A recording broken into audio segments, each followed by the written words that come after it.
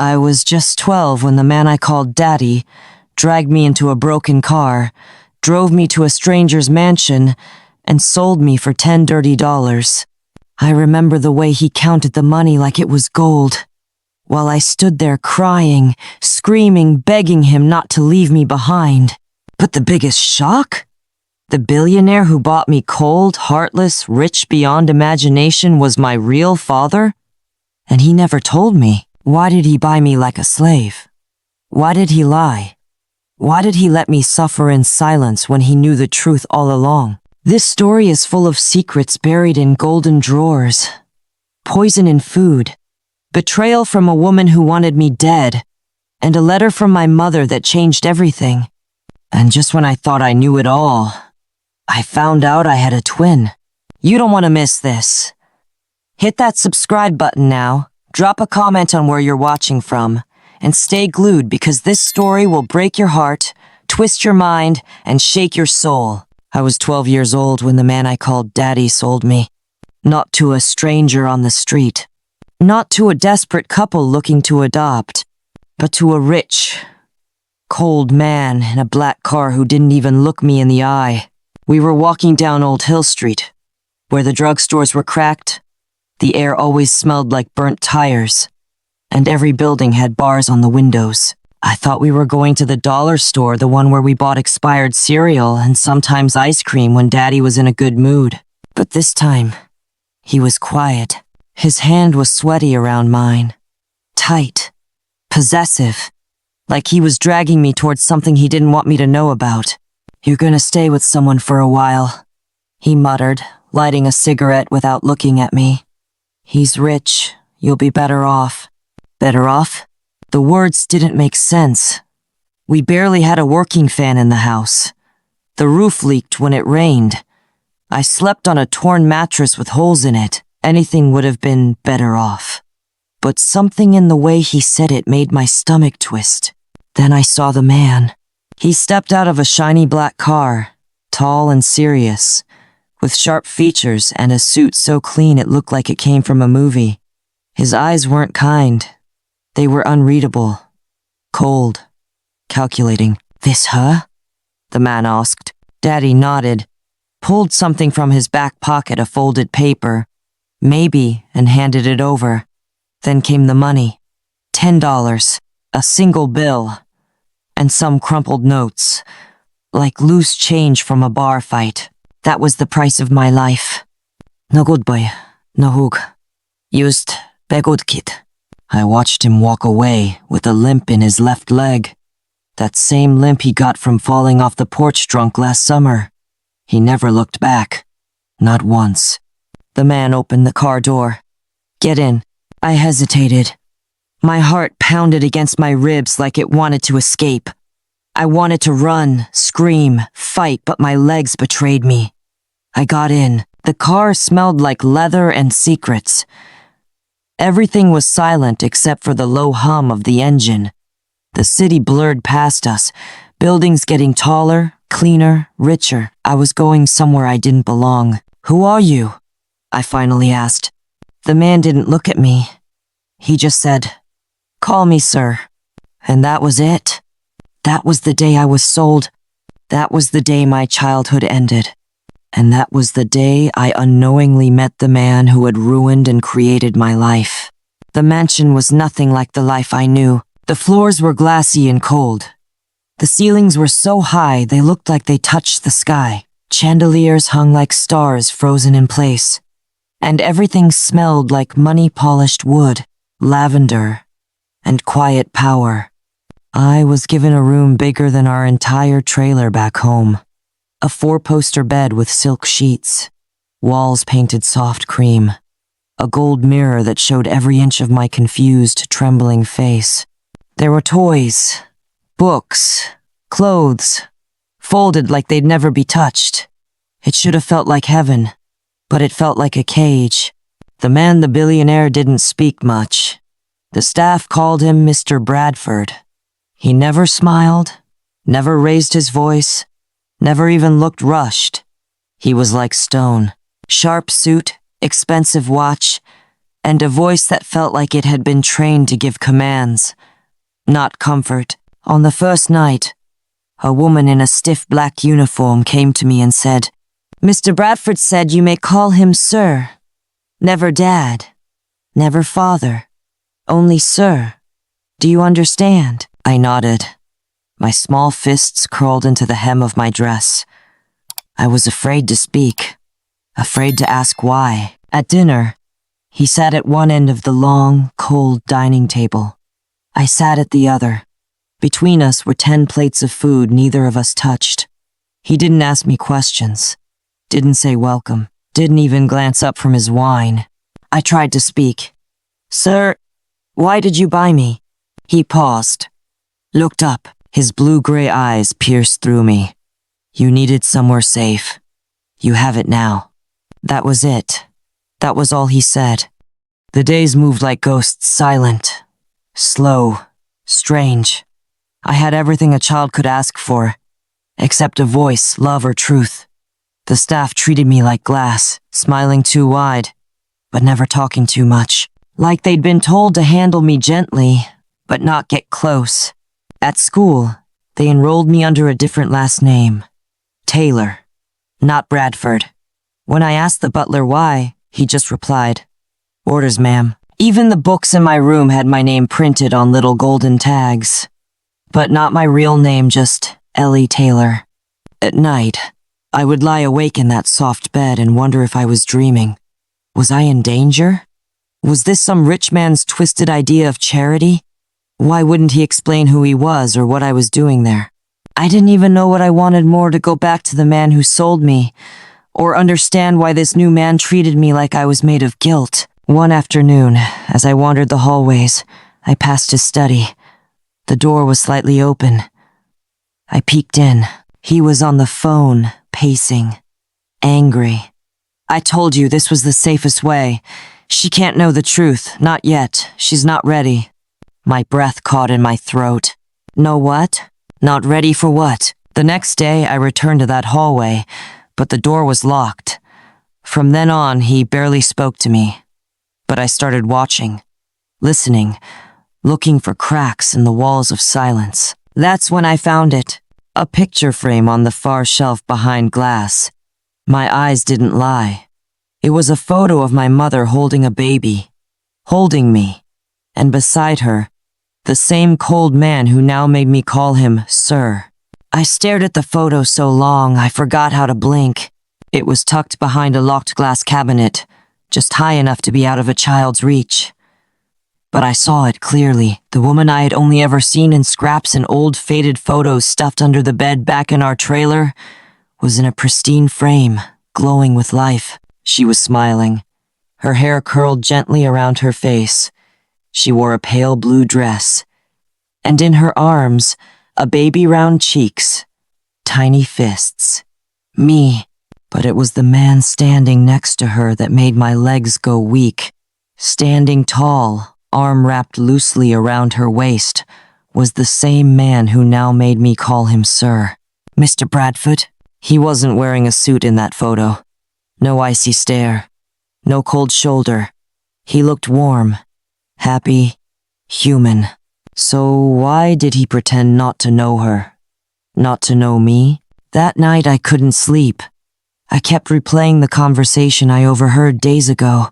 She can't know the truth. Not yet. And now this. A photo hidden behind a glass door, like a piece of the past locked away on purpose. I needed answers. The next morning, I skipped breakfast and followed the maid. Her name was Rosa, and she always smiled like she knew something. I waited until no one was watching and whispered, "Did you know my mother?" Her eyes darted around the hallway. She hesitated. I don't know what you mean, Miss Ellie." "Yes, you do," I pressed. "You're always watching me like I remind you of someone. Please tell me, that picture in the study, why is my mom in it? Why is he in it?" Her lips trembled. She looked over her shoulder and leaned in close. "He told us never to talk about her.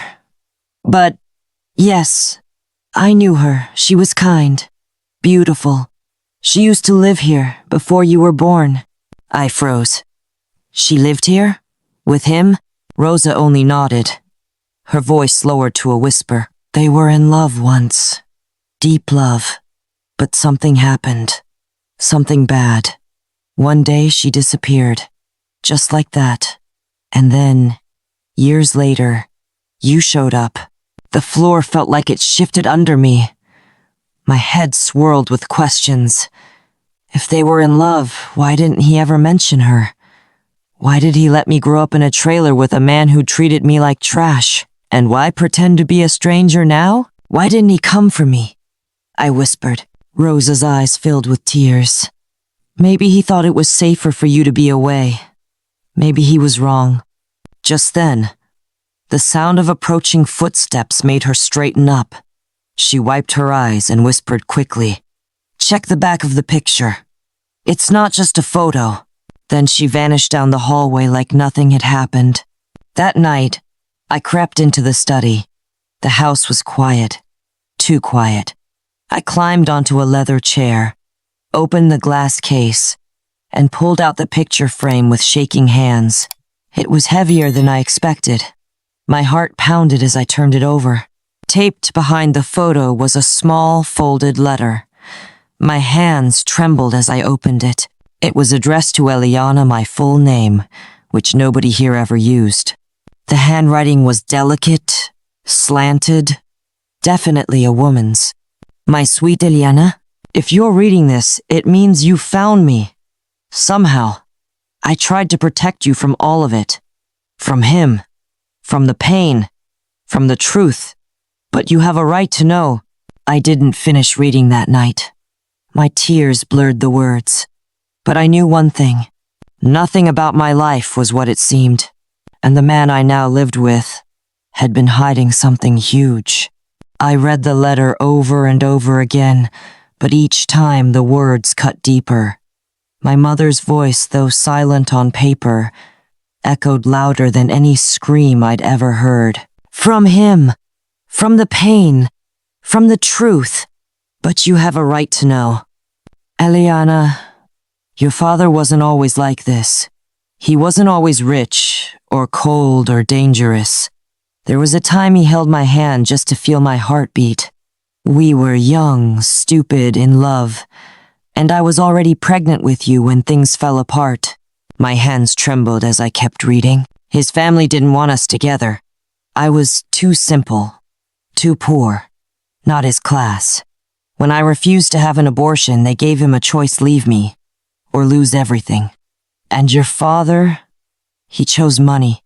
I begged him to fight for us, but he walked away. I could barely breathe. I left that mansion in tears with you still inside me. I raised you alone until I met a man named Greg. He wasn't perfect, but he agreed to protect you. I didn't know he'd grow to hate you once I was gone. If you're with Bradford now, please be careful. He may have bought you back, but he didn't earn your trust. Find the truth. You deserve it. And never forget, my love for you was always louder than his silence. Mom. Tears soaked the paper. I clutched it to my chest like a lifeline, trying to imagine the kind of woman who wrote those words. Loving, brave, heartbroken. And all this time, the man I'd been forced to call Sir was the one who made her leave, the one who turned his back on us. I stayed hidden in the study for hours, just staring into the fireplace, clutching the letter. Questions piled up like bricks in my chest. Why didn't he come looking for me after she died? Why let me rot in that trailer? Why pay Greg $10 for a child he already abandoned? The next morning I didn't eat, didn't speak. I sat through breakfast like a ghost. And for the first time he noticed. Something wrong? Mr. Bradford asked, his voice low but sharper than usual. I looked at him and my voice came out colder than I expected. Did you love her? His fork stopped halfway to his mouth. His jaw locked. I asked you a question, I said. Did you love my mother? He set the fork down, slowly, deliberately. Where did you hear that name? I didn't hear it. I snapped. I read it, in a letter. One she hid behind a picture you buried in your study like a dirty secret. He didn't deny it. He just leaned back in his chair and said, "You shouldn't go digging through things that aren't yours." "And you shouldn't have let her die thinking you didn't care," I yelled, standing now, my chest heaving. Silence filled the room. Even the staff froze. His eyes, cold and distant, flickered with something I couldn't quite place. Regret, anger, fear. "I did care," he finally said. "More than you'll ever know. But I wasn't allowed to." "Allowed?" I spat. "You were a grown man. You chose money. You chose them over us." "I chose survival," he said flatly. "You don't know what they threatened me with." "Maybe I don't," I said, my voice breaking. "But I know what it felt like to be sold like trash by a man who was supposed to protect me. And I'll never forgive you for that." I turned and walked out. I didn't look back, but even as I stormed down the hallway, my heart wasn't sure if it hated him or wanted to finally understand him. The days after that confrontation were quiet. Too quiet. Mr. Bradford didn't speak to me. He didn't show up at dinner, didn't pass by in the halls, didn't even look my way. It was like I had become invisible. But maybe I always had been a ghost walking the halls of a house built on secrets. But silence never stopped me. It only made me look harder. And the deeper I searched, the darker things became. It started with the door. At the end of the East Wing hallway, the one guests never used, there was an old wooden door with a keypad lock. Rosa had once whispered, "That's the one place even the staff avoids." She said it like a warning, but to me, it sounded like an invitation. One night, after everyone was asleep, I snuck out of my room and crept through the halls in my socks. I held the letter in my pocket like a weapon. That keypad door called to me. I stared at it, wondering what he would hide so deep and so far. I didn't know the code, but I did know birthdays. My mother's birthday was on the back of the letter. June 9, 1985. I entered 609. Click. The door creaked open. My heart slammed in my chest. The stairs were narrow and steep. The air was musty, damp, and smelled like secrets that had been rotting for years. At the bottom was a long hallway lit by a single flickering bulb. Filing cabinets, dust-covered boxes, metal drawers, and photos. So many photos. One whole wall was covered in images of my mother, smiling, laughing, holding me as a baby, standing with Bradford back when he looked young and happy. But then, more recent photos. Candid shots of me. At school. In the trailer park. At the corner store. He'd been watching me for years. There were letters. Some unopened. Court documents. A torn-up custody file stamped with the words, "Rejected." A DNA test that confirmed it. Bradford, Marshall J. 99.9% biological father of Eliana M. Taylor. I stood there shaking. He'd known the truth. He'd always known. I opened a black folder and found a legal letter he had written to my mother but never sent. "I think about you and Eliana every day. I don't know if you'll ever forgive me, but I need you to know I never stopped loving you. I tried to fight for her. My family threatened everything, my company, my name, even your life. That's why I had to let you go." I couldn't read anymore. My hands were wet with tears and dust. I sat on the floor and cried until I had no more left. But then I heard it. A click. Footsteps. Coming down the stairs.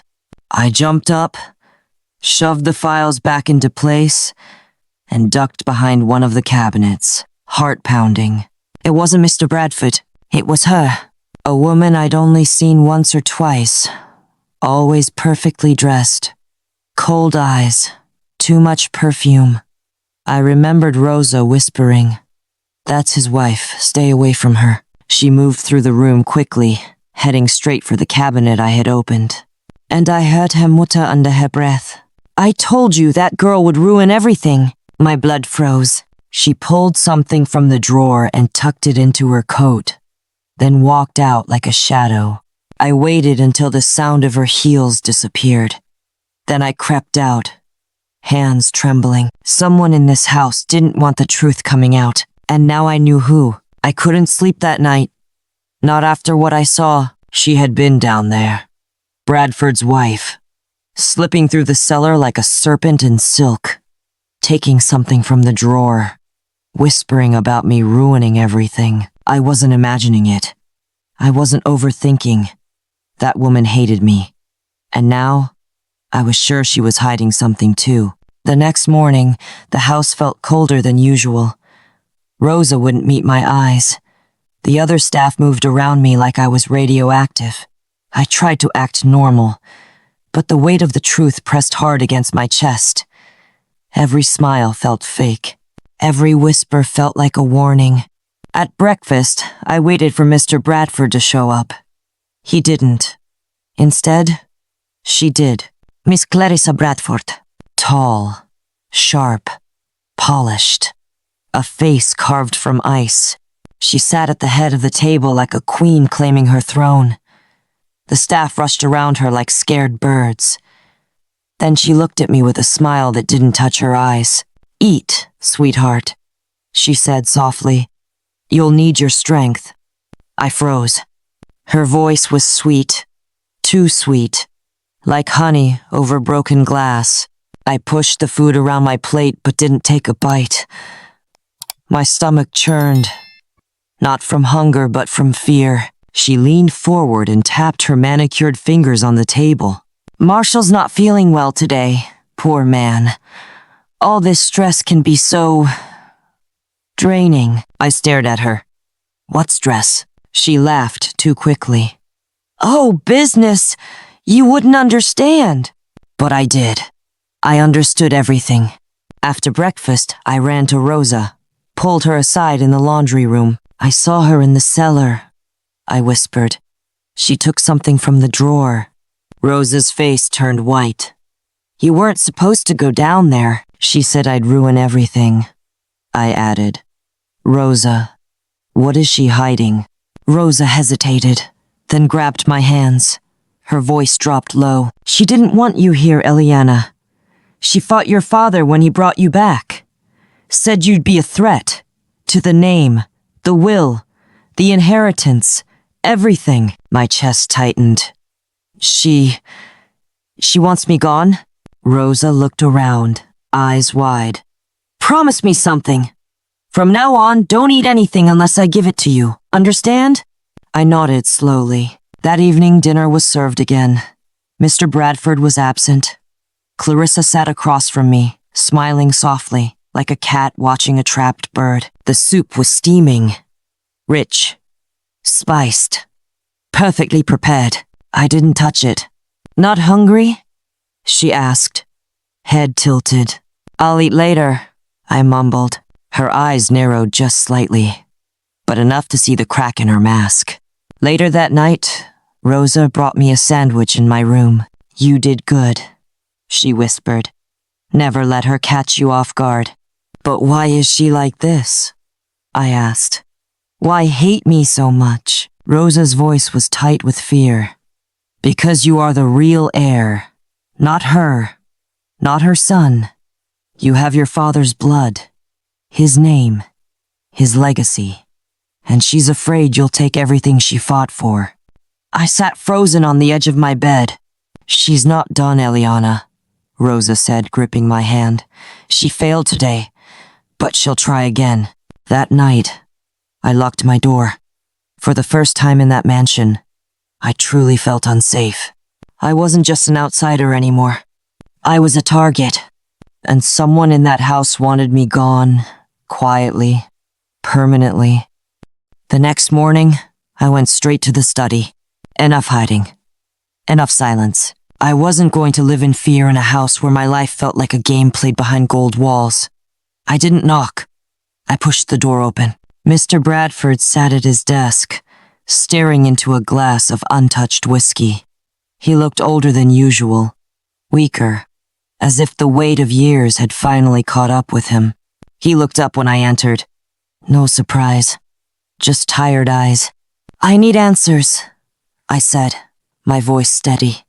No more lies, no more quiet. Tell me everything. Who she is, why she hates me, and why you let me live with a man who nearly destroyed me. He studied me in silence, then set the glass down. You weren't supposed to come back into my life like this, he murmured. But you did, and now I'm out of time. I stepped closer. Time for what? He stood up and walked to the cabinet, the same one that held my mother's photo.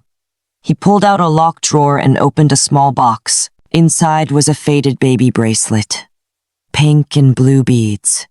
My name spelled in tiny silver letters, Eliana. Next to it was a second bracelet, blue beads, worn thread. It read, Elijah. I stared at it, confused. What is this? He looked at me slowly, like the words were knives in his mouth. You weren't born alone, Eliana. You had a twin brother. I blinked. What?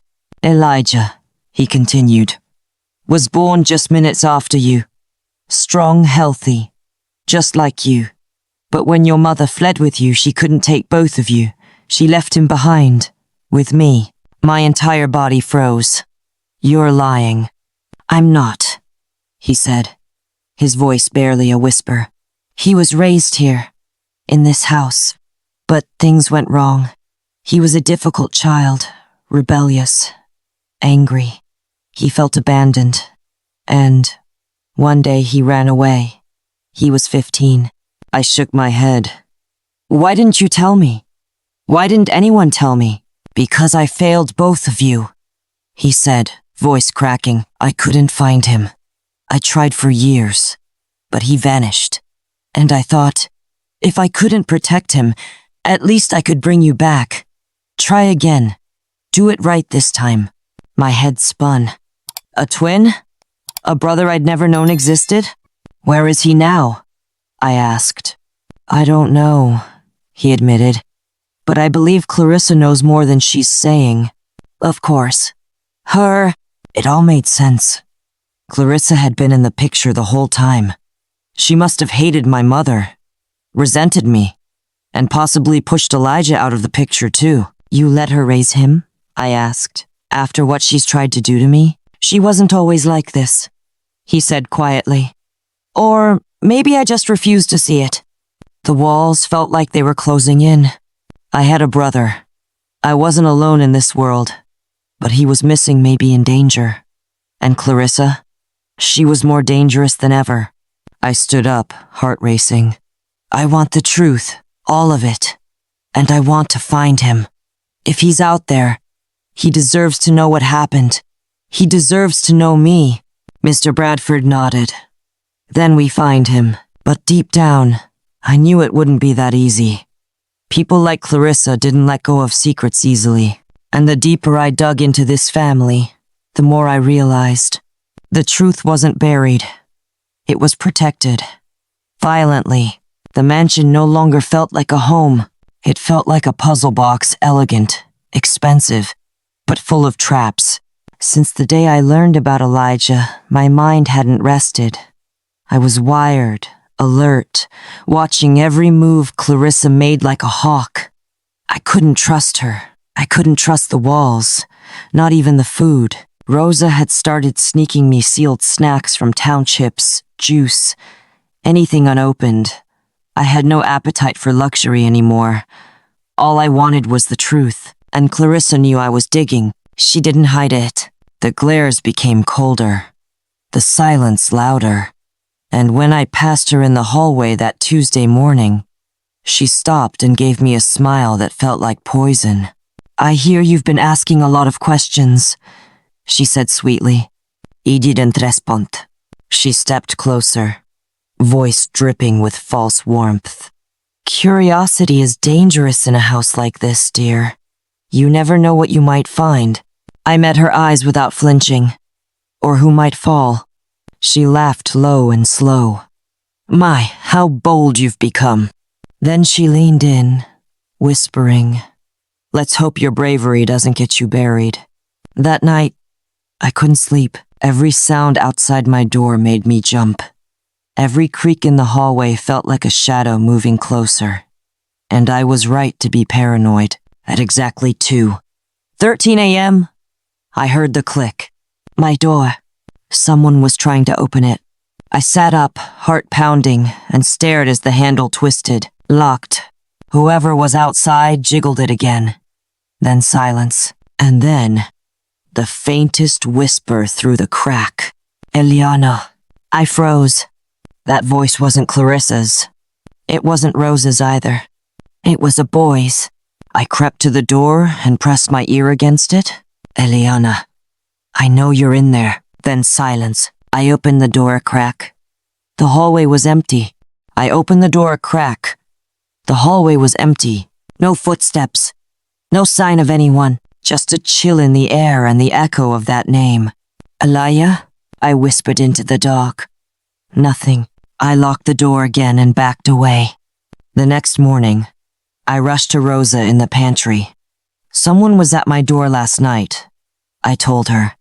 "I think it was him, Elijah." Her eyes widened. "That's impossible." He whispered my name. He knew it. Rosa stared at me, then grabbed a folded envelope from her apron. "This came in the back mail slot," she said, handing it over. "No name. Just said, for her." My fingers trembled as I opened the envelope. Inside was a torn photograph, half of a baby picture. 2 babies. One of them, me. The other, a baby boy, with eyes that matched mine. On the back, scribbled in sharp, panicked handwriting, were 4 words. "Don't trust the woman." That's when I knew. He was alive. Elijah had found me. And now? Clarissa had no idea he was back. But it was only a matter of time before she figured it out. And when she did, blood would spill. I didn't sleep. How could I? I held the torn photo all night, staring at the baby boy beside me in that picture. Elijah, my twin brother, real, alive, and close. He had come back. He had found me. But why hadn't he revealed himself? Why whisper at my door and vanish? Unless he couldn't. Unless he was hiding. By morning, I had one goal. Find Elijah before Clarissa did. I skipped breakfast. My father had left early for a business trip, which meant the mansion was quieter, more dangerous in its silence. Clarissa didn't look at me during brunch. She just stirred her tea. That wicked smile playing at her lips like she was waiting for something. Or someone. I excused myself early and made my way down the east wing, the part of the house I'd always been warned not to explore. Rosa had once called it the dead wing, because it hadn't been used in years. But now, I felt drawn to it. Like Elijah had left a trail only I could feel. Dust covered the doorknobs. Spiderwebs laced the corners of the ceilings. I moved quietly, trying each door until one creaked open. It was an old study books everywhere, old leather furniture, and cobwebs thick as curtains. But something felt off, like the air didn't belong to the rest of the mansion. It was colder, heavier. Then I saw it, a loose panel in the bookshelf. I rushed to it and pulled. It didn't budge. I ran my hand along the spine of the old books, tapping, pressing, until one of them clicked inward like a button. The shelf groaned, and the hidden panel popped open. Behind it, a narrow passageway. Pitch dark. My heart hammered. "Elijah?" I whispered. No reply. I stepped inside, using my phone as a flashlight. The air smelled like metal and mildew. The walls were lined with worn-down photographs, some of me as a baby, others of my mother, and some I didn't recognize at all. Then I saw it, a mattress, a small desk, a pile of books, a worn backpack. Someone had been living here. "Elia?" I called again, louder now. Then behind me, I heard the softest scrape of a shoe on concrete. I spun around, and there he was. Tall, thin, pale, eyes like mine, hair messy, and a face full of fear and fire. He looked exactly like me, or rather, like what I would have looked like if life had been harsher. Elia, I breathed. He stared at me. You shouldn't have come here. I had to, I said. You found me. You left the note. He nodded slowly. I've been watching for weeks. Clarissa doesn't know. Yet. Why haven't you told Dad? His eyes turned cold. That man sold us both out. You were lucky. You got away. I stayed and suffered. My throat tightened. I didn't know you existed. And now you do, he snapped. But nothing's changed. This house is still cursed. And Clarissa, she'll kill to keep her secrets buried. I took a step forward. Then let's dig them up together. He looked at me long and hard. Then slowly, he nodded. But before we could speak again, a loud crash echoed through the hallway above us. Footsteps, rapid, sharp. Clarissa. She had found the open shelf, and she was coming. Clarissa's heels thundered above us like war drums. Elijah grabbed my wrist and yanked me further down the secret tunnel. She'll kill us both, he hissed. Come on! I didn't argue. The passage twisted and narrowed, the walls sweating, the air thin. My lungs screamed for breath, but my heart screamed louder not out of fear, but out of purpose. We reached the end of the tunnel, a ladder that led up to a locked trap door. Elijah pushed hard. It creaked open into my father's office. We climbed through, empty.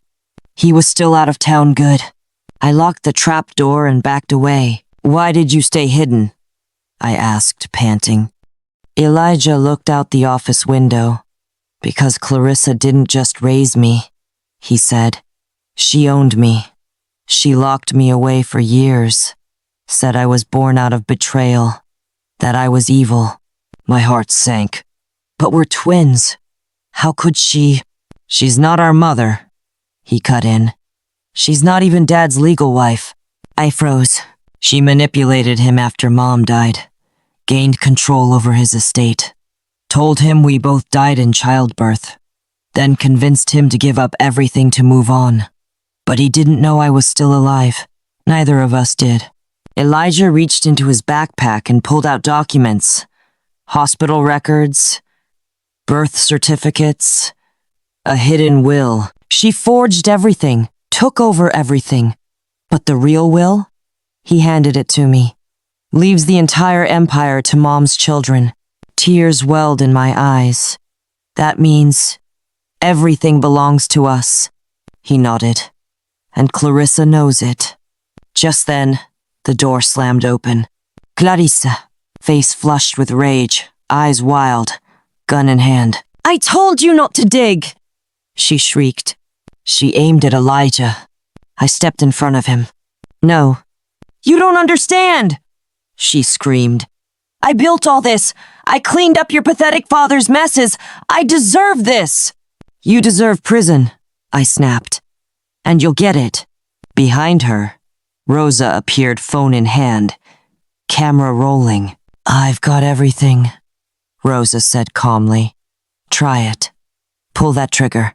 Clarissa's hand shook. No, no, no, no. She lowered the gun, then fell to her knees. It was never supposed to be this way, she whispered. He was supposed to love me. Not your dead mother. Not you kids.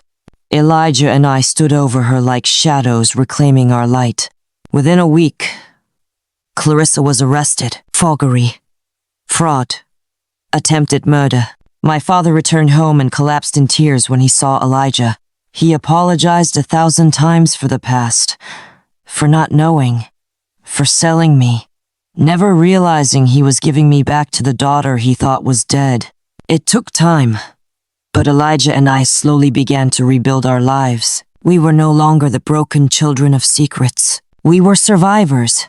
heirs, and most of all, siblings. We turned the mansion into a home for lost children, those who had been tossed aside like we were. And every night, before I sleep, I think of the girl I used to be, the one sold for $10. But now, I'm worth far more than that, because I have truth. I have family, and for the first time in my life, I am free. If this story touched your heart, don't forget to like, comment where you're watching from, and subscribe to our YouTube channel for more powerful stories like this. More grandparent tales, twisted secrets, and real-life lessons are coming your way.